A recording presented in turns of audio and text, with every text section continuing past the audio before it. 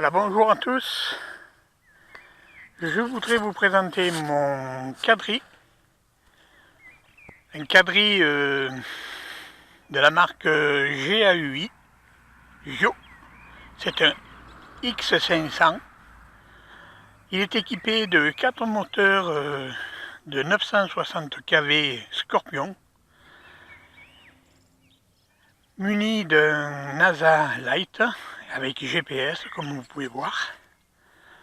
Ce petit drone est assez évolutif, on va dire.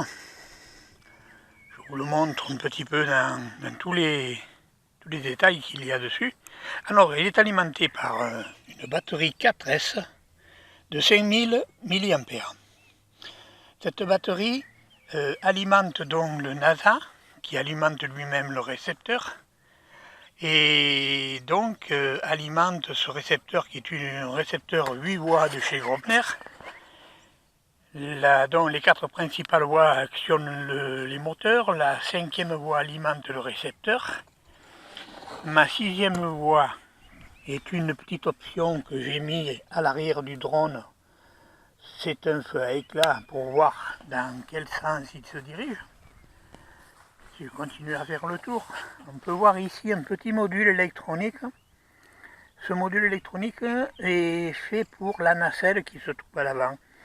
La batterie 4S délivrant 4 volts, plus de 14 volts, elle rentre ici, elle sort ici, elle me restitue du 12 volts pour ma nacelle qui est en 3S seulement. Donc vous pouvez voir ce nacelle qui est longitudinale, elle est faite pour les racers. L'avantage de cette nacelle, c'est qu'elle ne traîne pas sous le drone et ça me permet d'avoir une garde au sol qui est très basse et qui me permet aussi d'avoir le moins de prise au vent.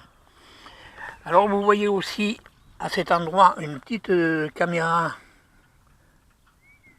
que j'allume là. Alors la caméra que vous voyez est une Firefly. Voilà, c'est peut-être plus visible ici. Voilà, c'est la 06. Elle est l'avantage de cette caméra par rapport à la Modus, elle a le même volume, mais par rapport à la Modus, c'est une 4K. Et elle fait de très très belles images. Je suis très satisfait de ce modèle de caméra. Alors on continue. À l'avant du drone, vous pouvez voir ici 2 lumières permanentes. Elle est accompagnée, ces lumières sont accompagnées sous les moteurs, ici et là, de lumière blanche. Et on voit à l'arrière là-bas 2 lumières rouges pour distinguer l'avant de l'arrière. Ici, j'ai voulu adjoindre des phares longue portée pour lorsque je me trouve dans des situations où l'on ne voit pas bien le drone à distance, et cela me permet avec ces lumières-là de le voir lorsqu'il se dirige vers moi. Ils sont très puissants, c'est très efficace. On a fait un petit peu le tour, je reviens ici là. Vous pouvez voir une petite coupole sous le drone. Cette coupole est un parachute tout simplement de la marque Opal. Il fait 2,50 m carrés pour un poids, pour un drone de 4 kg. Voilà.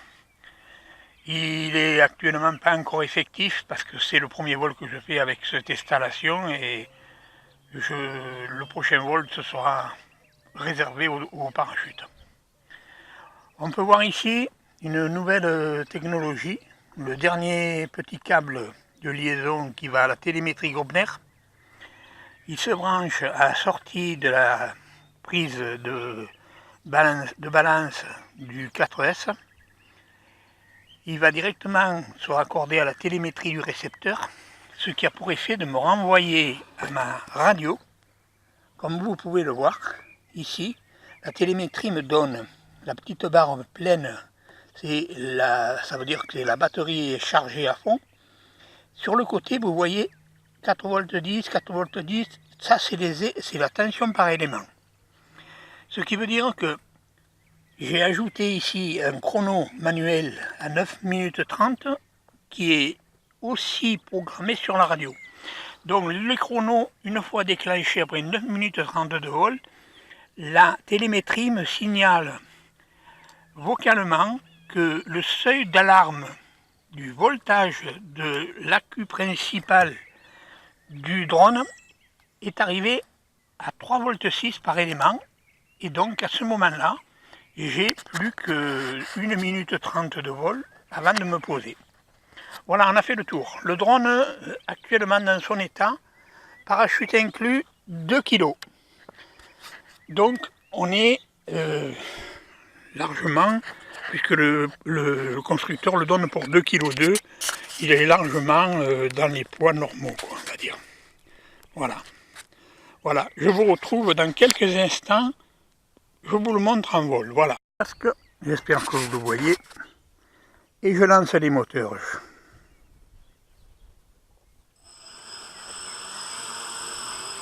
Une fois les moteurs lancés, comme je vous ai dit, j'ai 9 minutes 30 de vol à ma disposition.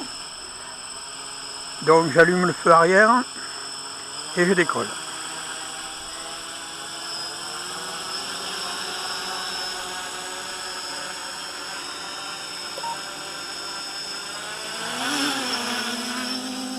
Voilà, le drone est en l'air.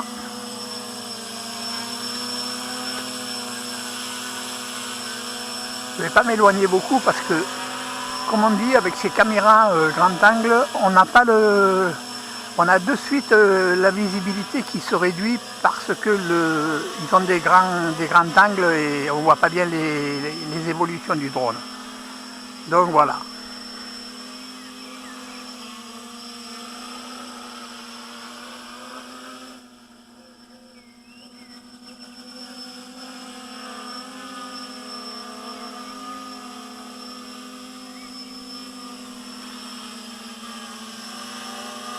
Alors là, je suis bien évidemment en mode GPS.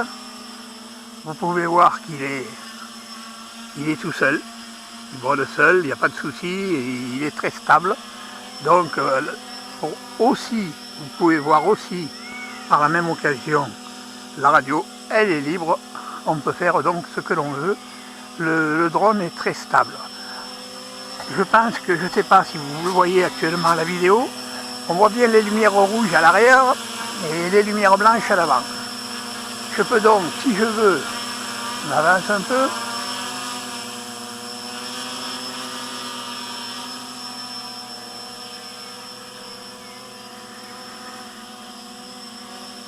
Je vais vous montrer les phares d'atterrissage. Voilà. Voilà les phares d'atterrissage lorsque l'on est en approche et pour savoir si le drone vient vers vous ou s'en éloigne. Voilà, je vais m'éloigner un petit peu.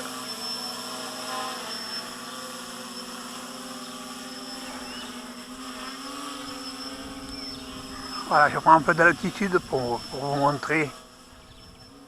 Il peut monter très rapidement, vous voyez. Voilà, je suis à 20 mètres, la télémétrie m'annonce 20 mètres d'altitude, ça suffit, sinon après vous ne le verrez plus. Moi je vois bien le feu à éclat, je ne sais pas sur la vidéo ce que ça doit donner. Là il est à 40 mètres. Alors comme je ne sais pas ce que ça doit donner à la vidéo, je vais avancer doucement.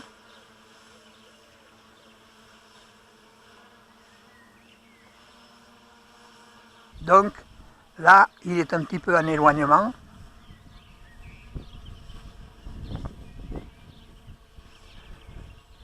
Pour moi, il commence à être petit, pour vous, il doit être encore bien plus petit. Hein. Moi, je vois très bien le feu à éclat à l'arrière, il n'y a pas de souci. Là, je perds un peu d'altitude exprès. C'est voulu. Je vais faire mon demi-tour sur place, 180 degrés.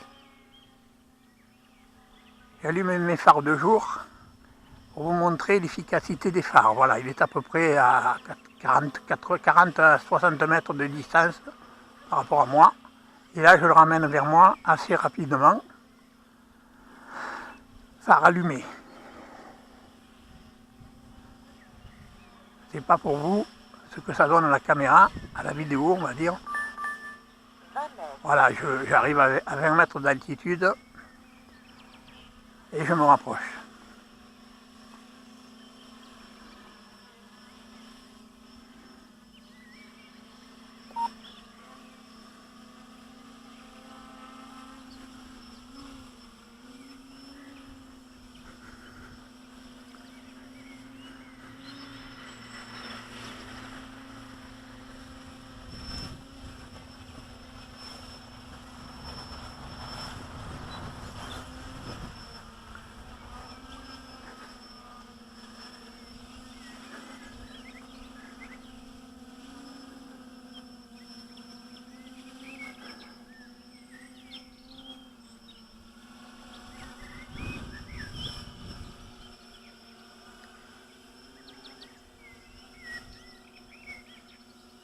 Alors je vais me reculer, voilà, je recule un petit peu pour vous montrer les phares quand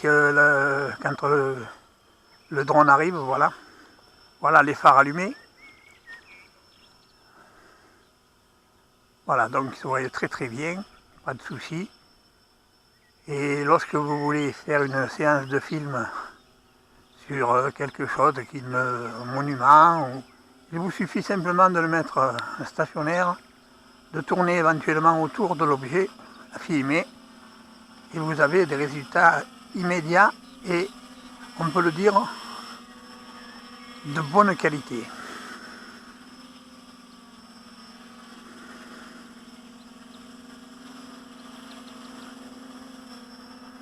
Pendant ce temps, le temps s'écoule, comme on dit. Si l'on voit mon chrono, on peut voir affiché 3 minutes 31, ce qui veut dire que j'ai encore de la marge.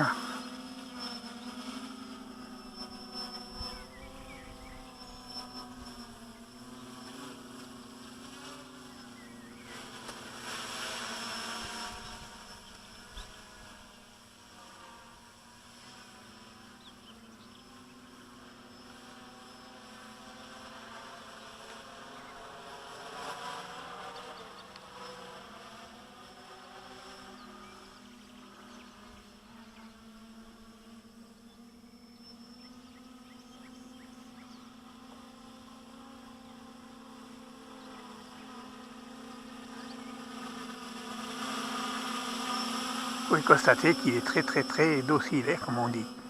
Bon, alors je vous ai dit, voilà, si j'avais un problème avec le parachute, ou avec le drone en moteur qui cale, je ne sais pas moi, une turbulence importante, quelque chose qui ne me permette plus de le contrôler, il suffirait simplement de déclencher le parachute comme ceci, vous voyez, clac, voilà, le parachute tomberait dessous et le drone partirait sur le côté et le parachute s'ouvrirait jusqu'au sol, je serais tranquille pour pouvoir récupérer mon drone en bon état. Et aussi pour la sécurité de tout le monde. Hein. Il faut penser à la sécurité de tous en priorité. Toujours garder votre drone à vue. Ne pas le perdre de vue. Car une fois qu'il est parti, il est parti. Hein. Pour le faire revenir, c'est beaucoup plus délicat. Bien sûr, il faut savoir piloter 3 axes. Mais on va dire qu'une fois que vous avez piloté d'autres petits drones, on peut passer là-dessus sans difficulté. Ça vole très bien et voilà. Je vais attendre le signal acoustique qui va me dire que la fin du vol est pratiquement finie.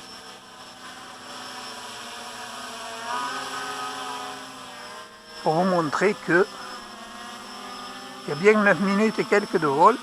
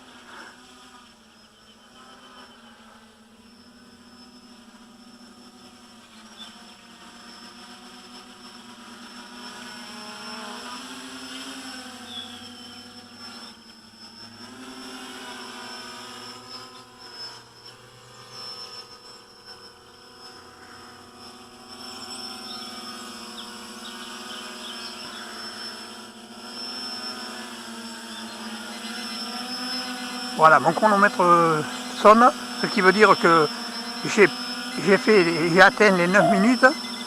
Vous entendez la radio qui sonne l'alarme. Tension d'entrée minimale. Tension d'entrée minimale. Voilà, la tension d'entrée minimale étant atteinte, à partir de cet instant, il me reste 1 minute 30 pour me rendre et poser, me rendre au sol et poser. Donc je vais me poser délicatement sur l'endroit où j'ai décollé.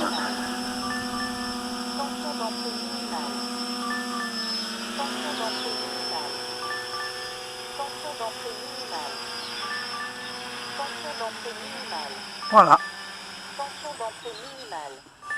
À partir de cet instant, il y a encore 1 minute à peu près, en gros, pour rejoindre la planète, comme on dit. Vous pouvez vous rendre compte ici que la barre a bien diminué et ici les tensions minimales qui s'affichent en alternance sur le côté de la radio. Tout ça pour dire que c'est très sécurisant, beaucoup plus sécurisant que de programmer le voltage sur le NASA, qui a le défaut de poser le drone bien avant qu'il ait fini de vider sa batterie. Voilà, donc je réduis les gaz progressivement. Ce petit tuto est terminé, j'espère qu'il vous aura plu. Et je vous dis peut-être à une prochaine fois. Merci.